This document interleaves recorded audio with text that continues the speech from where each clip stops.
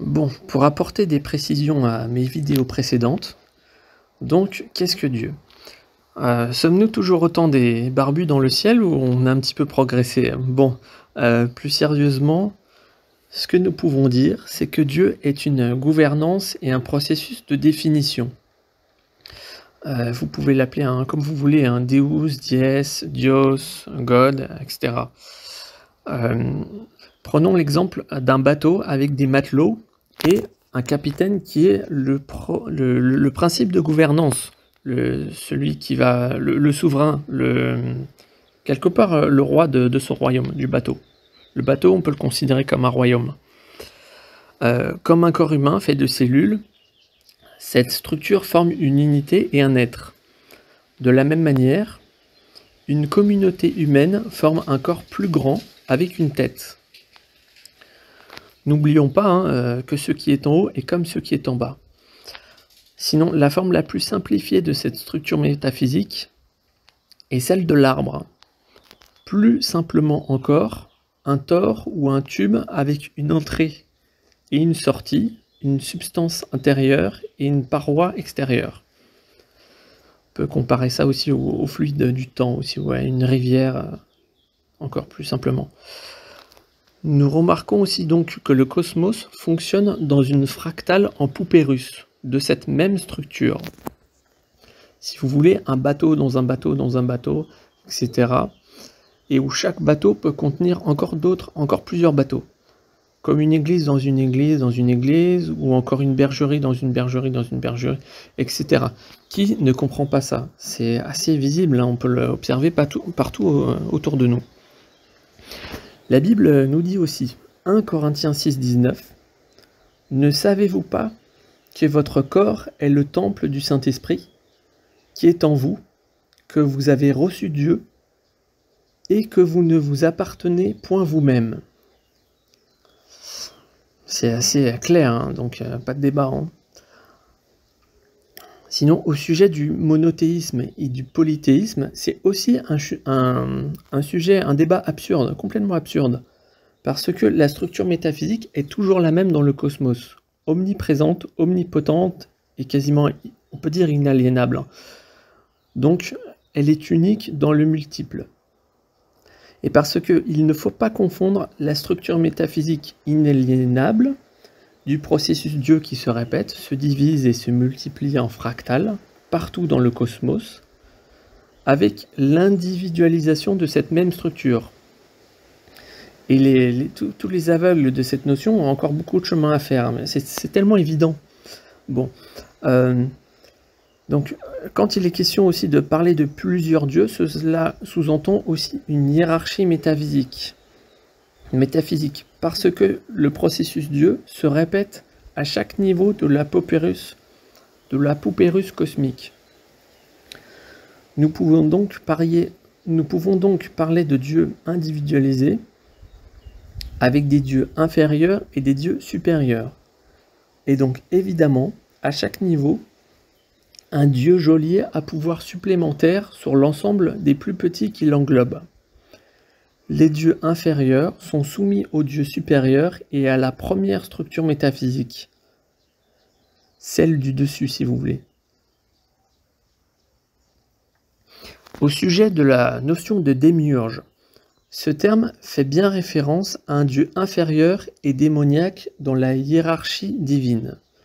Il est considéré par les gnostiques comme un dieu imparfait qui a créé le monde. Si nous observons les créatures, les animaux, les êtres humains, certains sont parfois malades, d'autres sont mal formés, ou dans la corruption, sont dans la folie, dans toute pathologie possible. Ces êtres sont des petits univers à eux tout seuls pris individuellement, des petits royaumes si vous voulez. Et de la même manière, si nous comparons le cosmos à une hiérarchie familiale, et que dans une famille, un père est touché par cette corruption, par la maladie, par toute forme de pathologie encore, ou encore un chef d'entreprise, un empereur, un monarque, bon, c'est la même idée, hein, vous avez compris. Mais alors, est-ce que ce qui est en haut comme nous avons vu précédemment, ce qui est en haut est comme ce qui est en bas, est-ce que l'imperfection d'un royaume peut aussi venir de plus haut dans la hiérarchie cosmique, dans la fractale du Père et du Fils? Parce que cette fractale, c'est un Père et un Fils dans un Père et dans un Fils, etc., etc., etc. Donc ça paraît assez évident. La Bible dit aussi, Jean 8, 23, « Je ne suis pas de ce monde ». Donc ça sous-entend qu'il y a plusieurs mondes. Jean 14, 2, « Il y a plusieurs demeures dans la maison de mon Père ». Ça veut dire plusieurs royaumes, non? C'est assez clair. Et donc, pouvons-nous parler de multivers? Multivers, ça veut dire des univers multiples, une multitude d'univers. Et quelque part, un univers, c'est un royaume.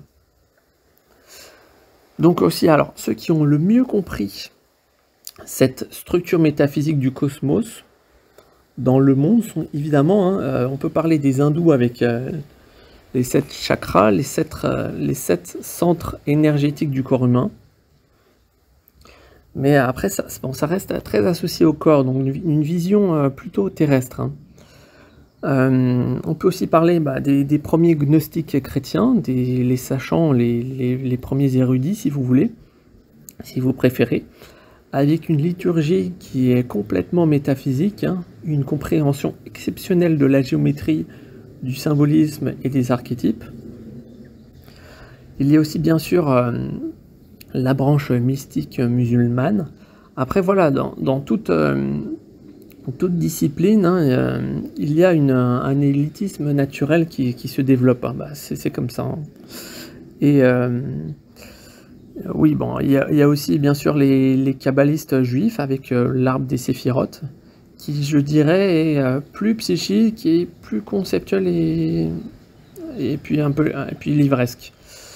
D'ailleurs aussi précédemment je vous ai proposé une gravure sur bois qui est une traduction symbolique de cette structure métaphysique très proche de l'arbre des séphirotes, que j'estime la plus aboutie à ce jour et sans équivalent dans l'histoire des arts mystiques. Et d'ailleurs, je ne comprends pas pourquoi si peu d'artistes travaillent sur ce thème de cette structure métaphysique en relation avec Dieu.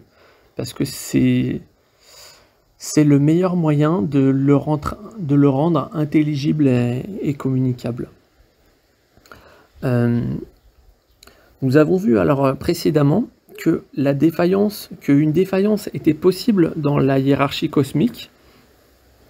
Mais est-ce que nous pouvons concevoir cette défaillance est-ce qu'elle pourrait toucher aussi la structure métaphysique? Donc, si nous considérons l'arbre de vie comme la structure métaphysique, il y a un problème parce que cette structure n'est pas autonome et elle a besoin d'un combustible qui doit venir de l'extérieur pour qu'elle puisse survivre. Si vous voulez, comme une chaudière qui a besoin d'un charbon pour fonctionner. Mais le monde dans lequel nous nous trouvons est comme un ouroboros, une autophagie cosmique, un être qui se mange lui-même, et où les êtres prisonniers dans cet espace-temps se mangent entre eux, énergétiquement, et sous une menace de mort, condamnés à une sorte de guerre perpétuelle quasiment.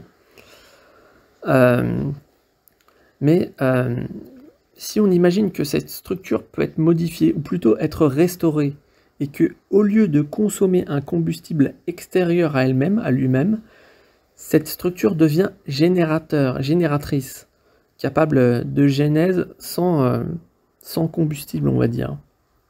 Et donc capable de générer sa propre substance de vie. Alors, cette structure devient complètement autonome. Et c'est cette structure-là qui est peut-être justement l'arbre de vie des origines, l'arbre des immortels, l'arbre premier, l'arbre des arbres ou le Dieu premier, si vous voulez.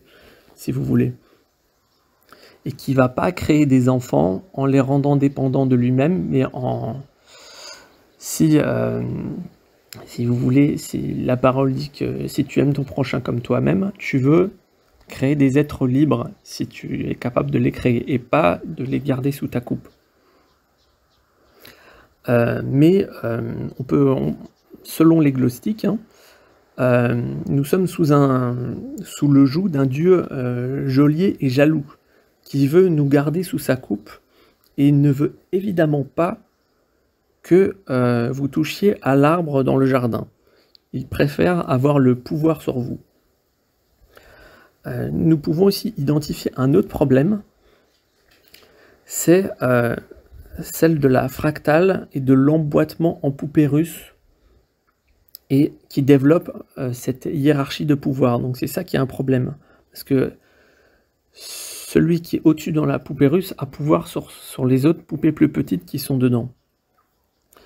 Mais si nous visons une égalité, si nous avons une vision d'égalité, un ou des êtres ne doivent pas se faire englober et contenir par un autre, mais se trouver sur un pied d'égalité, afin de rendre impossible la violation du consentement d'un être et de son intégrité à un niveau cosmique et aussi énergétique, qu'ils aient la capacité de générer leur propre énergie également. Voilà un petit peu les compléments d'informations que je voulais ajouter. Allez, je vous souhaite une bonne journée.